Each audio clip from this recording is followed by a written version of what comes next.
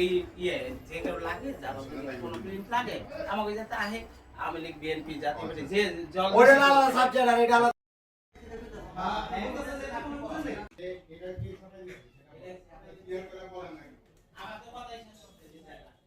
এটা কোন লোকের কথা থাকে আমার আমি বলছি আরে না আমি বলছি আরে না আমি তো বলছি আমারই না আপনি বলছেন আপনি কেন বলেন ভাই এই হেল্পটা করবে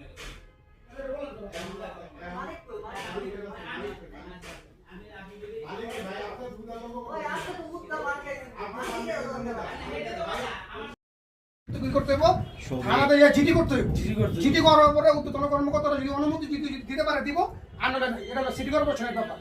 একবার যেমন ওনার সাথে কথা বলতেছি ওই আওলাদ ভাই আমরা বললো মানে দোকানের আর কি ওই ম্যানেজার বলে চলে ওনার আর কি দোকানের মালিকের আর কি ভাই ওই সম্পর্কে আর কি উনি বললো ভাই আমার ভাই ওর নাম্বারটা আমার কাছে নাই বা আমি জানি না উনি যদি আসে আমি ইশারা দিয়ে আপনারা দেখাই দিব আমি বললাম শুনেন ইশারা দেখাই দেবেন ভালো কথা অবশ্যই আমার দেখাই দিবেন কারণ প্রায় আমরা মনে হয় 1000-এর মতো নগদ প্লেট শনাক্ত করছি রাইট না বাবু অবশ্যই আচ্ছা ইয়েস তো এই লোকটা যদি আসে আমাদের খালি একটু আস্তে করে আমার ইশারা দিয়ে দিবেন আমি রাতটা দিয়ে নেবো তোরা বলবো তোরা আরো সম্মত করবো যে প্লেটটা কে ছাপাইছে কি আসে বিষয়